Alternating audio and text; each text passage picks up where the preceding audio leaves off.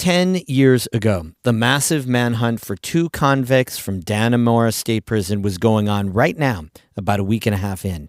It was like a movie in real life, but it was scary for people who lived here. Richard Matt and David Sweat were convicted, cold-blooded murderers. They could have been armed. We didn't know. Today we talk with people whose lives directly intersected with that tense time. That's today's story of the day. Support for Story of the Day comes from Morja Wealth Management, serving the North Country for 3 generations. MorjaWM.com. Securities offered through Hightower Securities, LLC, member FINRA, SIPC. Hightower is an SEC-registered investment advisor. And Kinney Drugs, now offering specialized home medical equipment and supplies. Learn more at KinneyHomeCare.com.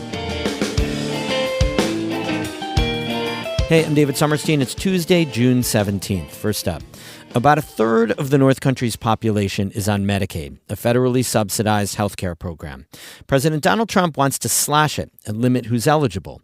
Democratic Senator Kirsten Gillibrand visited a hospital in the Adirondacks yesterday to push back against the proposed cuts. Emily Russell reports. The Medicaid cuts are part of President Trump's big, beautiful bill. A few days ago, the White House released an advertisement for his broad, landmark legislation. It will include the biggest tax cuts, regulation cuts, military supremacy, and just about everything else. We will cut more. But to offset all that, the big, beautiful bill decreases spending for some key federal programs like Medicaid. According to the nonpartisan Congressional Budget Office, the bill would reduce Medicaid spending by nearly $800 million. Democrats like Senator Kirsten Gillibrand warn that will hurt many Americans. This big, beautiful bill is not a big, beautiful bill. It is a big, beautiful betrayal.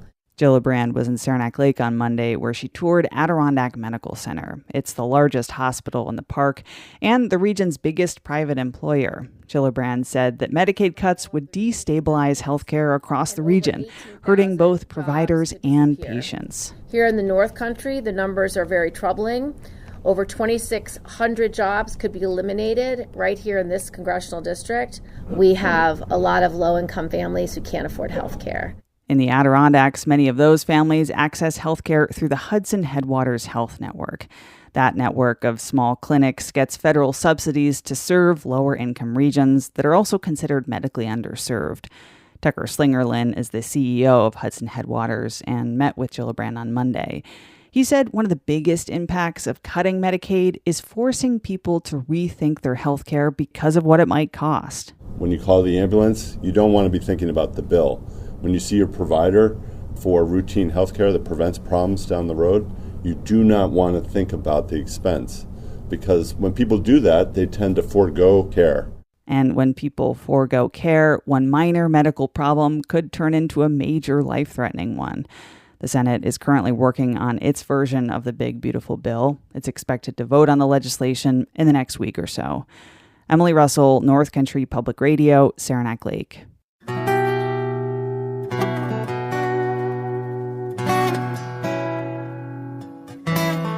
So the two men who escaped from Dannemora's prison were still out in the woods 10 years ago today, or in another state or in Canada. We didn't know. So let's hear from everyday people who saw the manhunt firsthand. Amy Feiereisel reports. On Friday night, June 5th, Leslie Lewis spent the night out with a friend in Dannemora. Just after midnight, he walked home to his place on Bout Street. And that's when I encountered them. They were crossing the road from an abandoned-style house that's across the street to our house. Lewis watched two men enter his backyard, which he found very strange. So he says he went out to confront them. One of them already got out of the yard. The other one was just standing around the backside of a little pop-up camper.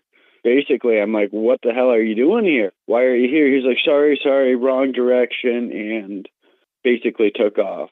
Lewis says it was a weird encounter, but he didn't make much of it.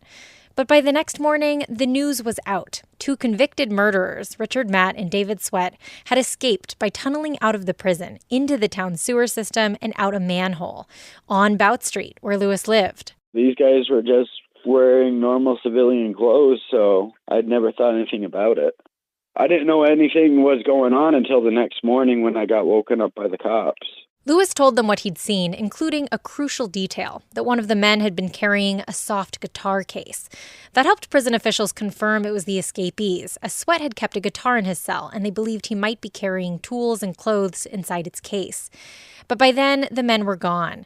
Dannemora and surrounding communities were swarmed with state police and corrections officers, and roads were clogged with roadblocks and security checkpoints. We would have to, stop. They would have to search everything, search the vehicle. Emma Wood was 4 years old in June of 2015. Now she's 14. Her family lives in Peru, but attends the Dannemora Methodist Church. She remembers going through checkpoints to work on her family's garden plot at the church. According to her mom, that experience made such an impression, she carried it into her play. So I played with Barbies a lot, and she said that occasionally she would catch me after that playing checkpoint with my Barbies. So they'd be in their car, they'd be stopped by a Barbie, they'd get searched, and then they could keep going. Apparently I called it prison escape. Nearly 1,000 law enforcement officers and agencies including the FBI, the U.S. Marshals, and Customs and Border Protection fanned out far beyond Dannemora to the Adirondacks, the Champlain Valley, and the Vermont and Canadian borders. Claire Brownell was a junior at Potsdam's high school at the time. The weekend Matt and Sweat escaped, she was attending a Rotary Youth Conference at Paul Smith's college. She remembers being told about the escape by school officials. Sort of just letting us know when we went back to our dorm rooms to, make sure the windows were locked and maybe to check our closets and maybe check under our beds. Brownell says everyone was calm, so she didn't think much of it. I knew about Dannemora, but not really. I just thought, okay, it's a regular prison. They just got out. Paul Smith's was also used to house police officers and other personnel during the manhunt. So was Titus Mountain, the ski resort outside Malone. The days and then weeks dragged on. Area schools tightened security and stopped recess. Some visitors canceled their vacation plans in the area. Summer camps were fielding calls from worried parents. People were on high alert, and we were just being should we run? Should we cancel? In 2015, Casey Suchforth was the summer camp director of 4-H Camp Overlook in Mountain View. Camp was supposed to start on July 1st, but she says they had no idea if that would be possible. It was just not what you expect when you're running a summer camp. I mean, they always say, you expect the unexpected, but you don't expect escaped convicts in your backyard as you're trying to plan, arts and crafts activities. Then, on June 22nd, the men's DNA was found in a cabin near Owl's Head in Franklin County, which was pretty close to Camp Overlook. Matt and Sweat had walked nearly 40 miles from Dannemora towards Malone. Suchforth says that's when the state police took over Camp Overlook, which she says was actually pretty comforting. 4 or 5 days, they stayed there with the police dogs because they couldn't stay in the local hotels. As a courtesy to us, they swept camp every night, and all the buildings. Marvin Rayville also started seeing a lot of the state police near the end of June.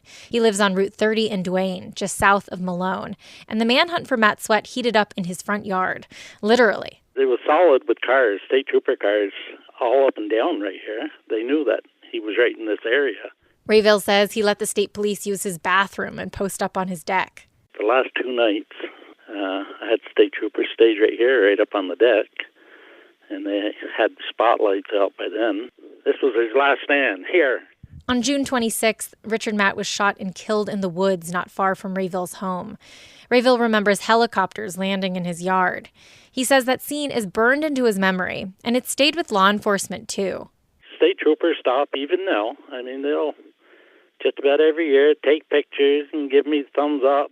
2 days later, David Sweat was shot and taken into custody, also near Malone. And just as quickly as life went sideways in northern New York, it mostly went back to normal. The state police went back to their regular posts. Camp Overlook opened on July 1st. But Casey Suchforth, the Camp Overlook director, says no one forgot what had happened. That's how I can tell people we're here at the North Country, because when you say it, they're instantly know. And this is what I was doing, and this is, what I couldn't do. And it was almost like, a mini COVID or a mini lockdown where it kind of just shifted the course just a little bit of what we do and what we remember. She says the escape and the search that followed are a matter of collective memory. Amy Feiereisel, North Country Public Radio. We heard from most of the people in this story through our texting club. If you'd like to join the NCPR texting club and help contribute to future stories and shape our coverage, text the word NEW to 315-978-6277. Music today by Mark Corey of Watertown and Hank Soto of Stony Creek. I'm David Summerstein, North Country Public Radio.